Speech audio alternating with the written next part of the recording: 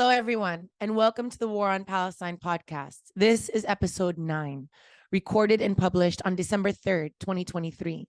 I am one of the co-hosts, Noura Erakat, joined by Ziad Abu-Rish and Bassam Haddad.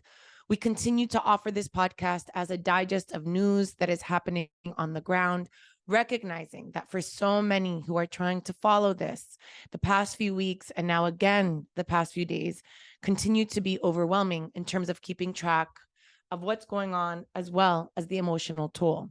We want to offer this resource to consolidate and keep track of developments on multiple fronts, on the ground in Gaza and the rest of Palestine, at the United Nations and the diplomatic front, in the geostrategic sense, with grassroots activism, as well as the backlash to it across multiple geographies and the US media landscape. While the impetus for this program was the dramatic escalation of Israel's violence in the Gaza Strip, we want to emphasize, as we have individually done so elsewhere, that Israel's campaign against the Gaza Strip is not Gaza-specific. It is Palestine-specific. In the end, what is happening in the Gaza Strip today is an intensification of the decades of settler colonialism and apartheid practices of the Israeli state, even if by many accounts one of its most violent iterations ever. We are on day 58 of the current Israeli assault on the Palestinians of the Gaza Strip and beyond. Today is December 3rd, and it is the third day since the Israeli bombardment, ground invasion, and tightening of the siege has resumed on the Palestinian population of the Gaza Strip after a brief 7-day truce between November 24th and November 30th. For our listeners, it is worth remembering that the truce lasted about 7 days, beginning on last Friday, November 24th, and broke down early Friday morning, December 3rd, with the resumption of the Israeli bombardment. During the truce, over 100 civilians were released from the Gaza Strip, including over 80 Israelis, 23 Thai, and 1 Filipino, in exchange for over 200 Palestinian prisoners, all of them women and children. It is estimated that there are a remaining approximately 130 people as hostages and prisoners of war in Gaza, the vast majority of them Israelis, and about 11 of them foreign national. Israel claims there are still 15 civilian women and 2 children in the Gaza Strip, but Hamas claims it has released all the women and children it was holding, as well as all the foreigners, and that the remaining hostages in its hands are all combatants or former combatants and thus prisoners of war. It is important to remember that before the 7-day truce and the exchange of hostages for Palestinian political prisoners, Hamas had released 4 civilian hostages. The Israeli military claimed it had retrieved 1 living Israeli soldier and 3 Israeli bodies from the Gaza Strip. As listeners might be aware, the issue of Palestinian prisoners is quite a major issue, and thus a focal point of the negotiations between Hamas and Israel. Noura, would you like to elaborate for us to try and better understand the significance of the Palestinian political prisoner population? Yeah, thank you, Ziad. I think it's important to emphasize what Palestinians themselves have shared multiple times over, which is, first, we need to understand these prisoners not as such, because prisoners indicates that somehow there was an indictment, there was due process, they were charged with something. And instead to understand them more rightfully as hostages in this context, where they are kidnapped, oftentimes children or parents, when wanted children are not found, as an intimidation tactic to suppress Palestinians and their willingness to participate in any form of resistance.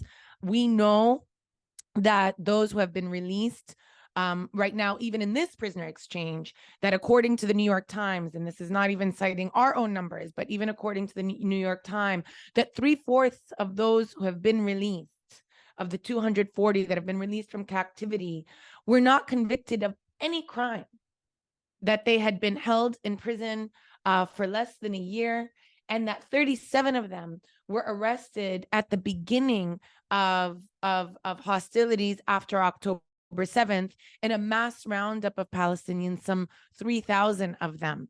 We also know that Israel holds now some 7,000 Palestinians in captivity total. I would say the number between 7,000 and 8,000 are held in captivity. Approximately 2,000 of them are held under a derivative of British colonial law that was in place in the administration of the Palestine Mandate, which known as administrative detention, which stipulates that someone can be held without charge or trial for up to 6 months, renewable every 6 months.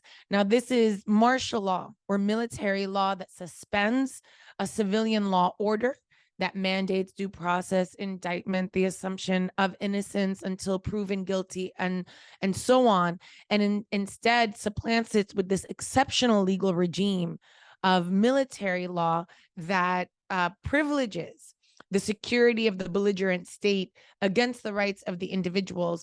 Oftentimes, this is justified in an international legal framework under exceptional circumstances, but we need to remember that this state of exception has been permanent in the lives of Palestinians, that the martial law regime administered here was imposed on the Palestinians who remained within the newly established state between 1948 and 1966. And even though that martial regime was lifted in 1966, emergency rule still prevails, that now that martial law regime has been imposed on the Palestinians in the occupied territories since 1967. So given this framework, the other thing that we need to point out is that those Palestinians who have been released, those 240 Palestinians, have no guarantee that they won't be rearrested because of the continuing nature of this martial law regime, because of the continuing nature of an apartheid regime.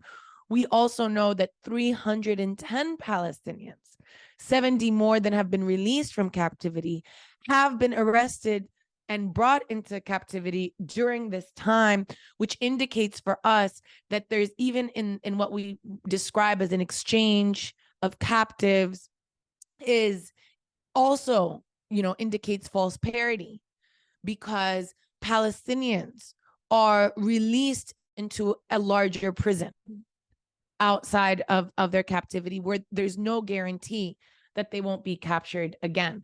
And so it's been a moment to be able to indicate that within a mainstream press that has a very short, attention span. But for us, it's an opportunity to emphasize that it is not enough to achieve the release of all captives, but that we must end, right, the structural violence and these racist colonial regimes which subject Palestinians to perpetual captivity. Absolutely, Noura. And in fact, one of the analysis that is circulating on the breakdown of the truce, and of course the truce is initially established for 4 days for a particular formula of women and child hostages being released by Hamas in exchange for Palestinian political prisoners. It was extended for 3 days on the original agreement that there would be a 1-day extension for every 10 additional women and child hostages. But after the 7th day, it was not extended, in part because of a breakdown in negotiations, as Hamas claimed that there were no more women and children to be giving up as part of this 10 people a day formula, and has indicated that it wanted to negotiate a bigger picture deal. Israel insisted that unless there were women and children and 10 of them released, that there would be no extension of the truce. And of course, here we are with the bombardment resuming as of Friday, December 1st. Therein, the widespread and indiscriminate bombardment of the Gaza Strip from air, land, and sea resumed, along with ground operations. And of course, listeners might be aware that several analysts assess the intensification of bombardment of Khan Yunis in particular as preparing for the potential expansion of Israel's ground invasion into south of Gaza City, where it had been focusing on cutting off northern Gaza from the remainder of the Gaza Strip. In the first 2 days alone of the resumption of bombardment, Israel has killed at least 193 Palestinians and injured another 652 of them. The overwhelming majority of these Palestinian fatalities were reported in two particular incidents on December 2nd, the bombing and destruction of a 6-story building in Jabalia refugee camp, and the bombing and destruction of an entire block in Ash-Shuja'iyya neighborhood in Gaza City. As listeners might be aware, the total death toll of Palestinians has exceeded 15,000 at this point. The total injured population has exceeded 34,000. The ability to count has been severely compromised since the collapse of the medical system and the hospital system in Gaza in general, but in northern Gaza in particular. And this is why now the reporting of the casualties in Gaza Strip has moved from the Ministry of Health, that is no longer able to take lead on this, to the Gaza government media office. But yet we do know that of those over 15,000 Palestinians killed, there are over 6,000 children and more than 4,000 women. And this is not even counting the thousands and thousands of people who are missing and presumed dead beneath the rubble. Noura, I know you've been, tracking kind of Israeli policies and practices historically, but in particular since October 7th. I was wondering if you can help us make sense, as we're continuing to try and make sense of the kind of large-scale destruction. And of course, we've said on previous episodes that this is not a war against Hamas, that this is a war on the Palestinian people for a variety of reasons. But how do we make sense of this kind of wanton destruction that many people thought would not resume given its level? But what we've seen, it has precisely done that. Israel has resumed this ferocious assault. Yeah, Ziad, it's not that we didn't expect the resumption at all. It remains mind-boggling for the way that the resumption of hostilities has actually been responded to with a disturbing casualness and matter-of-factness by diplomatic capitals and mainstream media. That after 8 weeks of indiscriminate bombardment, several petitions to the ICC that have alleged genocide, a panel of 36 UN experts that have said this is genocide, a letter by over 750 scholars that have said this is genocide and genocidal, revealing that there was no command and control center, as they told us, beneath Al-Shifa Hospital, which gutted the largest, hospital in Gaza, served with 11,000 square feet. And yet, and then the atrocities that we've seen. Now, another image of premature babies that were found rotting, who were abandoned after Israel forced the staff and the nurses to evacuate. And yet, silence, nothing. Not even a question to Israeli propagandists who are invited systematically onto news programs. Well, what about these babies? No one has described them as barbaric. No one has even brought them up, right? So this is the part that's really, really mind-boggling. How is it that if in the beginning of, after October 7th, there was a tremendous amount of unknowns, a tremendous amount of anti-Palestinian hysteria, that mobilized a war machine against which it was very hard to respond to. But after 8 weeks, we have the capacity to respond, right? There's been a lot revealed about what happened and didn't on October 7th. There's been a lot revealed about Israeli propaganda and talking points that should empower a media corps to be far more scrutinizing and effective, and yet they fail to do so. So here is it yet, and as you mentioned, Ziad, another opportunity for us to revisit just the laws of war and what's happening. For those of us who have gone beyond, right, beyond just following the minutia of these attacks, but also studying it on a broader scale, we can see devastating patterns and precedents being set. So one of the things that you mentioned is, how is it that we can explain these large number of casualties, right? And it's not merely that this is this is just a matter of impact, that the intention, that this was disparate impact that, meted out these results, but this is actually quite intentional. Yuval Abraham in Plus 972 magazine, in what we can say is probably the most effective investigation to date on what's happening on the ground. Plus 972, together with Local Call, has demonstrated for us that the Israeli military has deliberately expanded authorization for the bombing of non-military targets, has loosened the constraints regarding expected civilian casualties, has used AI systems to generate more potential targets than ever before, which have contributed to the destructive nature of the initial stages of Israel's current war on the Gaza Strip. The Israeli army, as a matter of practice in its rules of engagement, have defined 4 targets according to this investigation. One is tactical targets, which are very standard in hostilities, which is military targets like militant cells, weapons warehouses, and military headquarters. The second is underground targets, also somewhat commonplace, which are tunnels that Hamas may have dug under Gaza's neighborhoods. This is according to the Israeli army. Now, the third and the fourth are the 2 that should be of greatest concern.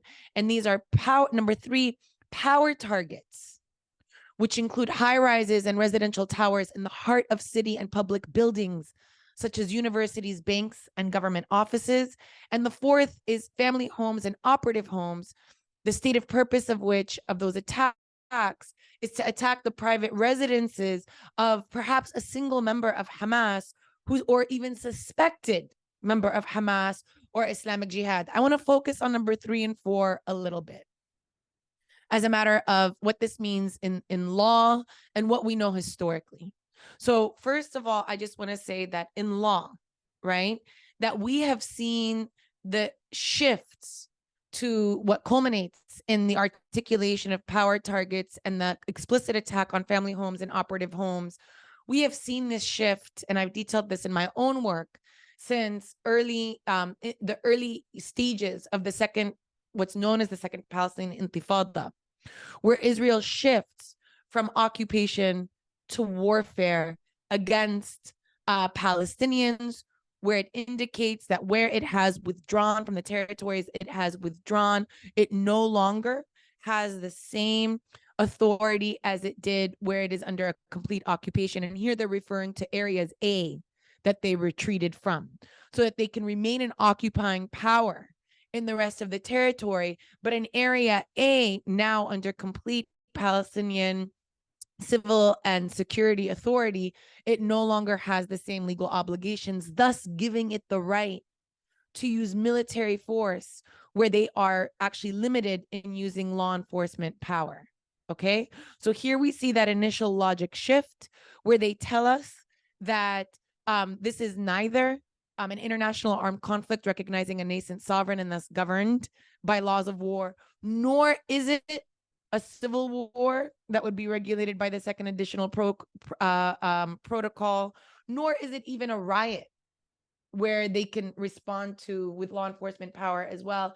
Instead, they respond to it by creating a new category known as armed conflict short of war, that fits within the war on terror and the US's broader war on terror, that affords it the right to use military lethal force against whom they describe as terrorists who do not have any legal right to fight back, right? So it's collapsing the terrorist framework, which doesn't recognize them, anybody that's fighting against an apartheid regime or an occupier as a nascent sovereign. It's collapsing them, describing them all as criminals, right?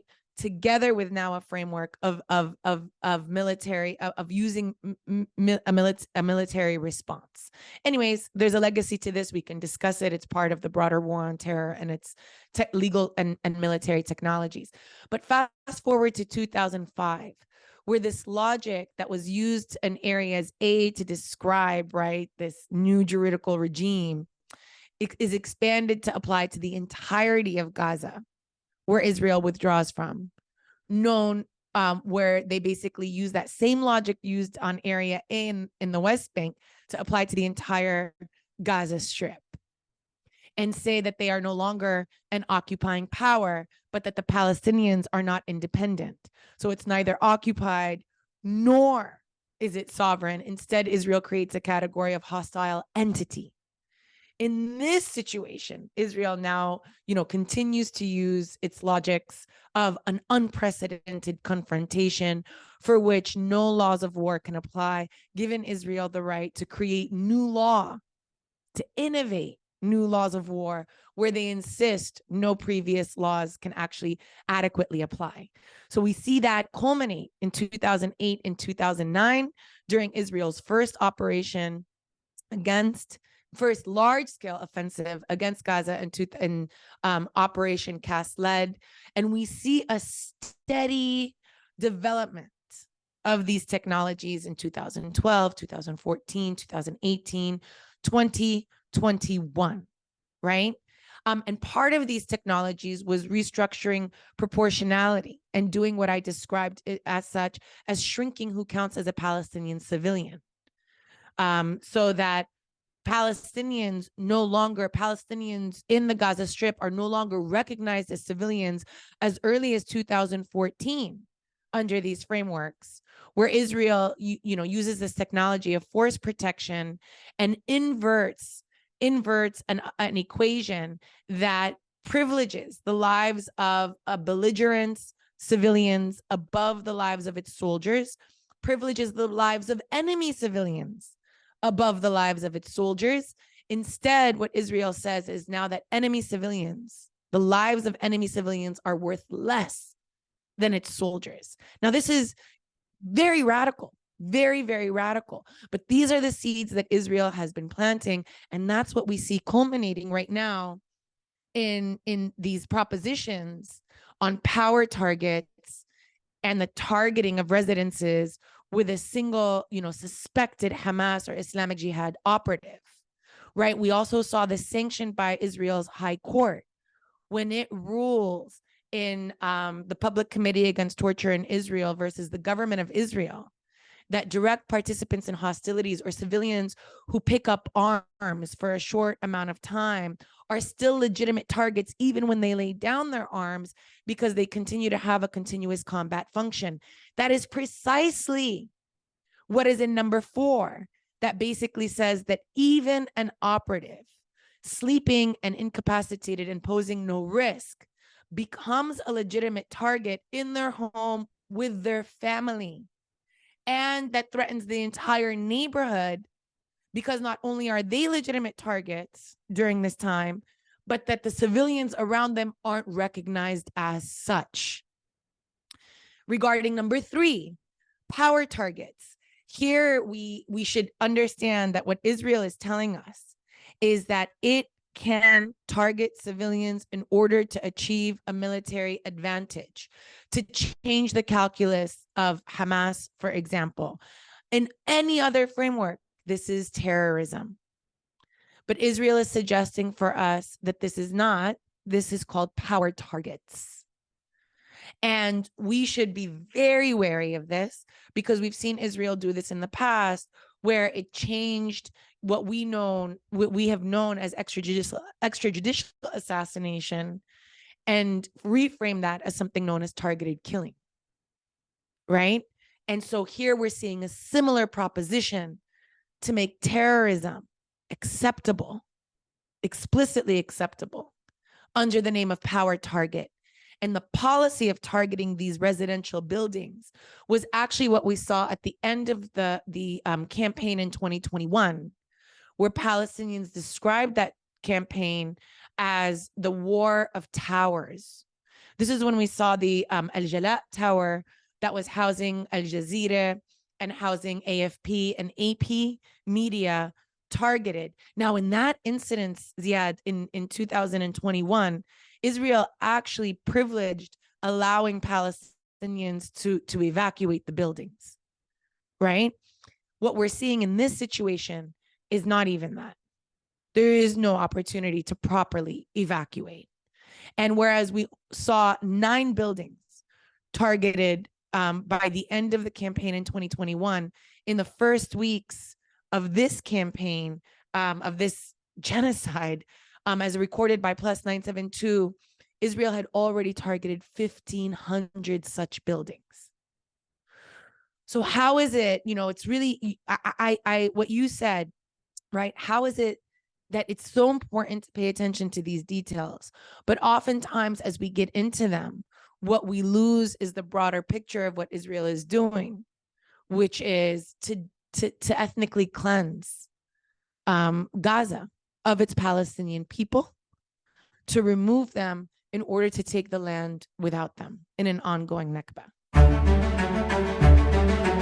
I really appreciate that kind of zooming out perspective and drawing on the really amazing investigative reporting of 972 and linking it to kind of broader patterns. And for me, the power targets, and this is language that the author is, translating and reporting from their sources within the Israeli establishment, was really shocking and helps understand the, over 300 educational facilities that have been damaged or destroyed, the over 45,000 housing units that have been totally destroyed, and the additional, 150,000 to 200,000 housing units that have been damaged.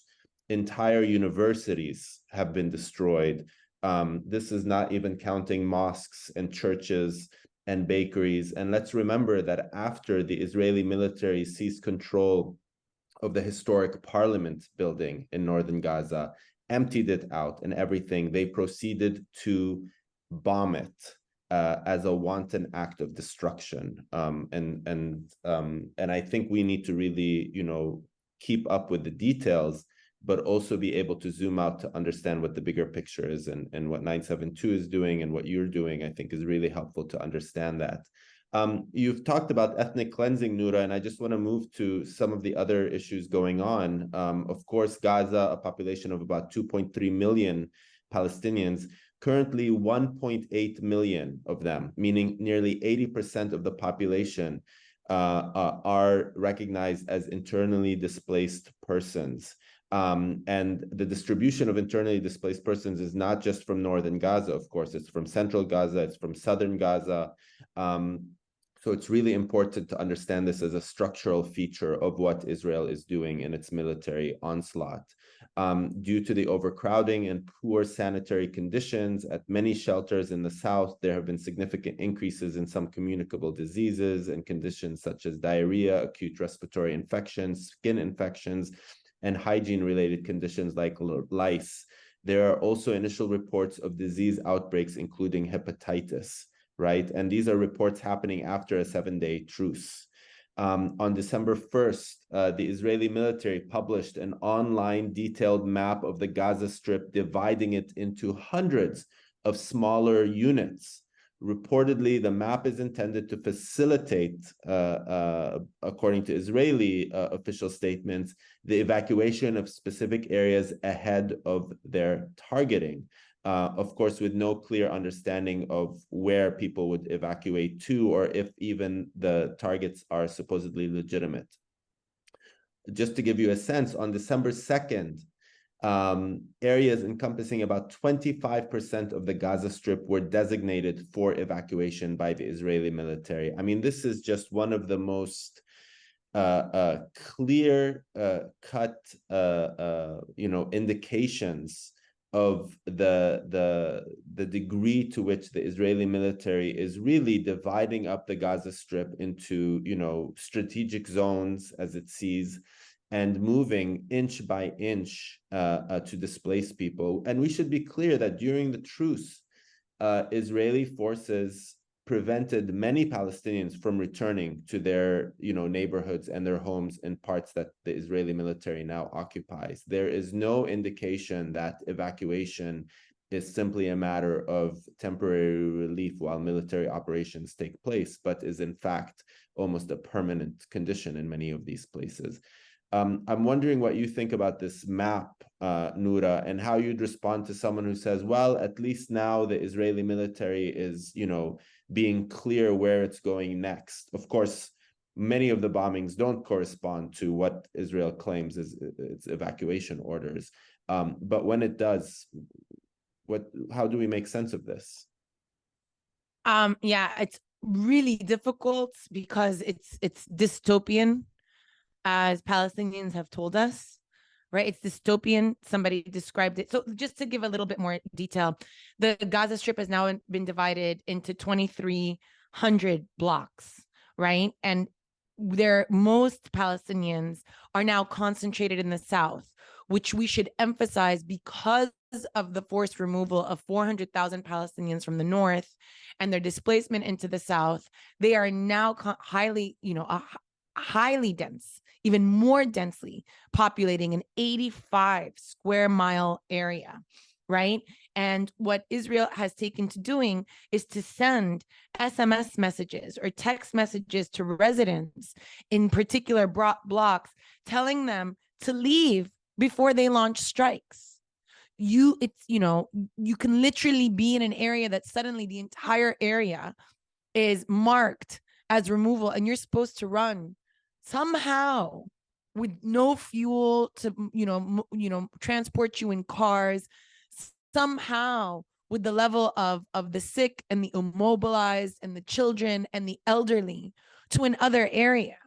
I mean, this is on its face a way of whitewashing horrific war crimes, while Israel claims the mantle of being, a humane belligerent. But as OCHA has pointed out, that the messages from Israel don't even indicate where the recipients of those text messages should go. It's not like they're told to go to a shelter that will be protected. There is nowhere to go. One victim, Nader Abu-Rish, who fled Jabalia at the start of the war, said, quote, "They told us Gaza City is a war zone. Now it's Khan Yunis. Yesterday, they were saying evacuate the east of Khan Yunis. Today, they say evacuate the west." And what we're seeing is a further push of all Palestinians to the Rafah border with Egypt, in what many are very concerned will be the forceful imposition of the Sinai Plan to remove Palestinians into Egypt, to force a humanitarian crisis whereby the only relief is if they pass through the Rafah crossing, that Egypt will be under pressure to open. And if they pass through that Rafah crossing, to not be allowed re-entry. This is literally what we're seeing play out in real time. And I cannot emphasize enough a complicit media core that refuses to interrogate what doesn't even need a tremendous amount of investigation, given the testimony that's being revealed, given the maps that Israel has given us, given what OCHA is telling us, given what survivors are telling us, that there is no safe quarter for Palestinians. This is not a military campaign. This is not a military campaign. This is clearly an ethnic cleansing campaign. And I think one of the things that the media corps, and especially the US media corps, has failed to do is to connect exactly what you're talking about with the very public and transparent statements and leaks coming out of Israeli officialdom about the desire to ethnically cleanse, to force the conditions for what's called voluntary transfer, to thinning out the population. I mean, the statements are all there, and it's quite mind-boggling. And unfortunately, I suspect we'll see what we've seen with some of the other things that we have been frustrated have not been given proper attention, is that only the day after will these issues be given their proper attention? Only when it's too late, when it's an afterthought, as if we are not pointing to it right now, as if people on the ground in Palestine are not addressing this now and trying to bring it to a stop. I want to just switch briefly, Noura, to the kind of broader siege that the Gaza Strip has been put under. Of course, listeners might remember that as of October 11th, Gaza has been under an electricity blackout after the Israelis cut off the electricity supply and fuel reserves for Gaza's sole power plant depleted.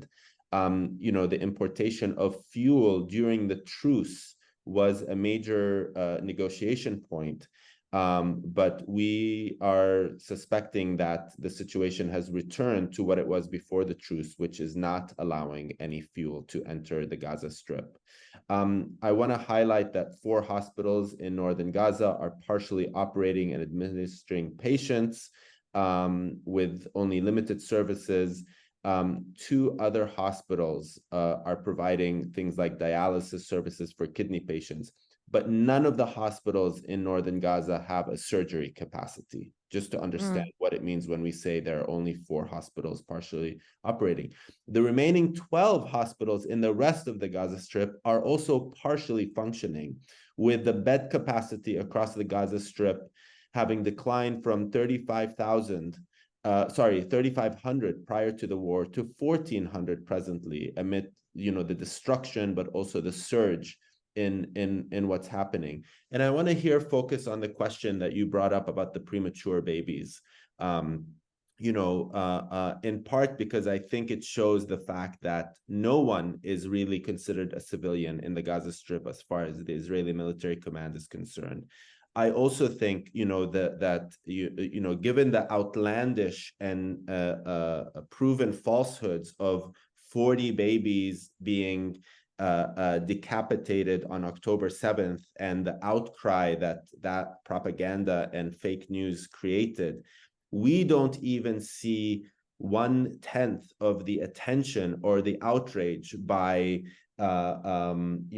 Jake Tapper or whoever else at CNN or any other media outlets about the premature babies in Gaza that have been killed. And I will say they have not died, they have been killed as a result and through the Israeli siege. So as some people might remember, in Al-Shifa hospital, 5 premature babies died before everyone was evacuated, or the other babies were evacuated on November 19th after the besiegement of Al-Shifa hospital. These evacuated babies that did survive beyond the 5s continue to be fighting serious infections in various ways. We also know that on November 9th, Israeli airstrikes hit Al-Nasser Medical Center in Gaza City, cutting off the neonatal intensive care unit's oxygen supply. The attack and repeated Israeli warnings and promises to eventually evacuate the necessary wounded or injured or sick, including the babies, the next day forced the staff to leave behind babies that could not be transported as part of the initial evacuation. On November 28th, nearly 20 days after and during the truce, doctors were able to return and found 5 babies dead with their corpses decomposing. These 2 cases of premature babies in Al-Shifa Hospital and Al-Nasser Medical Center in the Gaza Strip, I think really bring home the fact both of the total disregard for civilian lives and attack on civilians by the Israeli onslaught, whether it's the siege, whether it's the aerial bombardment, whether it's the ground invasion by the Israeli military, and the callous disregard of genuine reporting on these situations by the media corps, and especially that in the United States. You talked briefly about forcing people to Rafah and trying to force the situation for a transfer across and the implementation of the Sinai Plan. I want to say that, in the days since the truce has collapsed, the Rafah border was open to 880 foreign nationals and dual citizens, as well as 13 injured people, and their 10 companions were evacuated.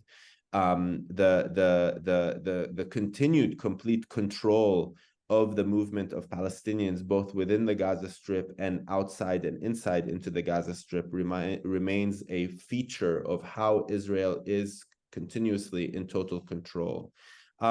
I want to end or switch briefly, Noura, to talk a little bit about the International Criminal Court, because that has been a major headline. And I think switching to that from the case of the babies in Al-Shifa and Al-Nasr Medical Center and the kind of strategies you've been talking about makes sense.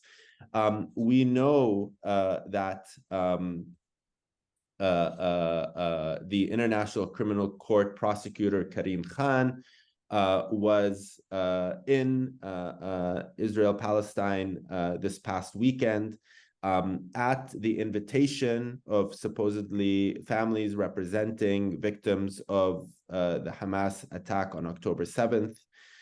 We know that he later proceeded to the West Bank and was effectively boycotted by a number of Palestinian human rights organizations, despite his meeting with Palestinian Authority President Mahmoud Abbas.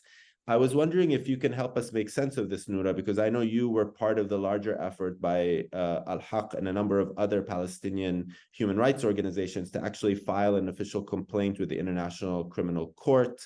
I know that we've been calling for kind of international accountability of Israeli military policies, both after October 7th and before. But yet here is the ICC prosecutor Karim Khan, being boycotted for what seems to be very important reasons. But I wonder if you can help us understand, what is the problematics of what Karim Khan is doing and the ICC, and what does this tell us about the limited options for the ICC as an appropriate venue?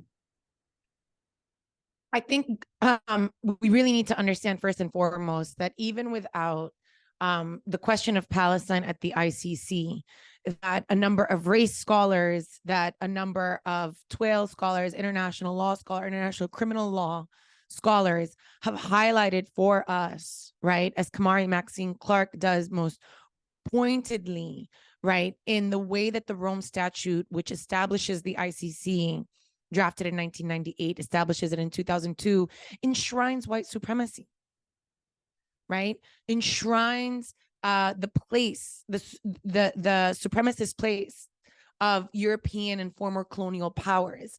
It does so in even how far back the criminal court only goes as far back as the establishment of the treaty itself. So we can't address anything before 1998. The things that the core crimes of war crimes, crimes against humanity, aggression, genocide do not include, never name colonialism.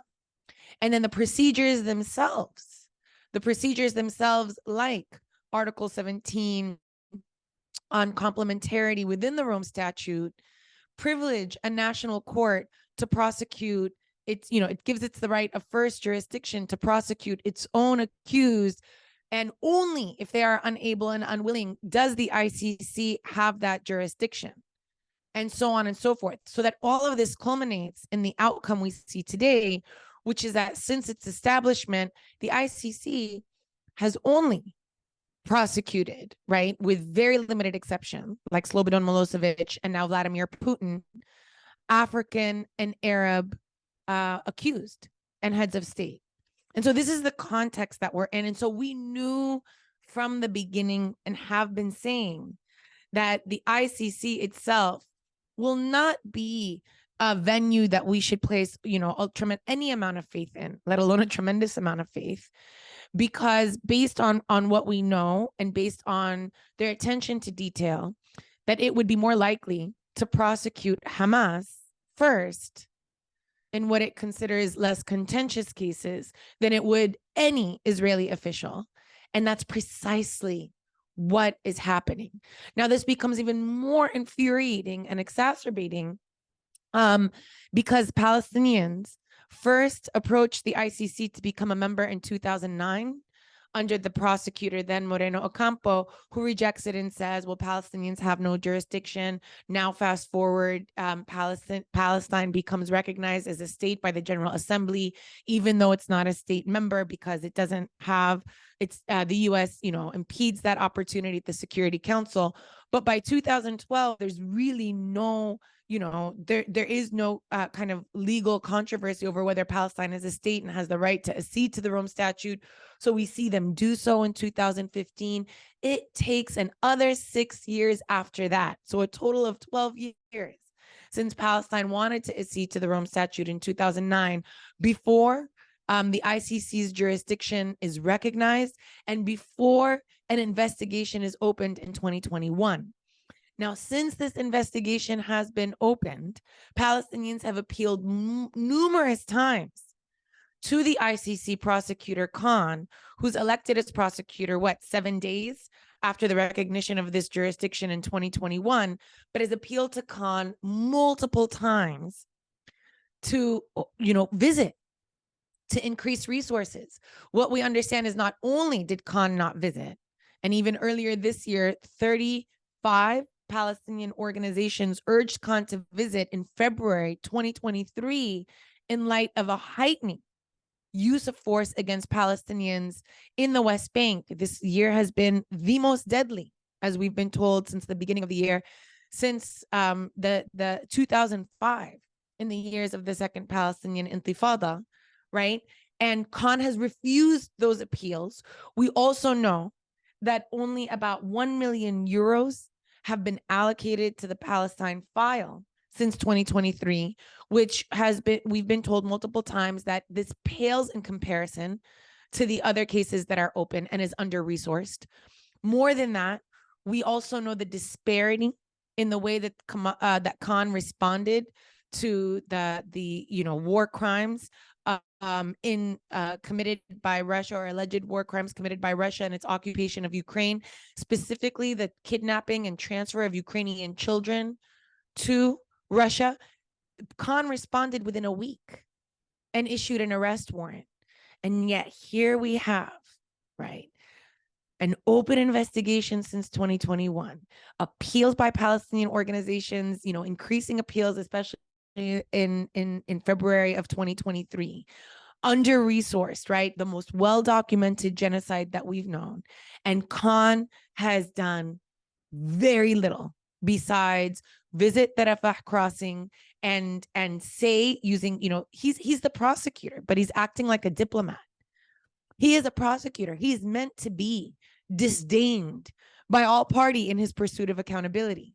And yet he continues to move with the trappings of a diplomat, of trying to appeal to all sides, but gone even further and completely disregarding Palestinians, as he's now responded to an invitation by the survivors of the October 7th operation and visited those survivors in Israel.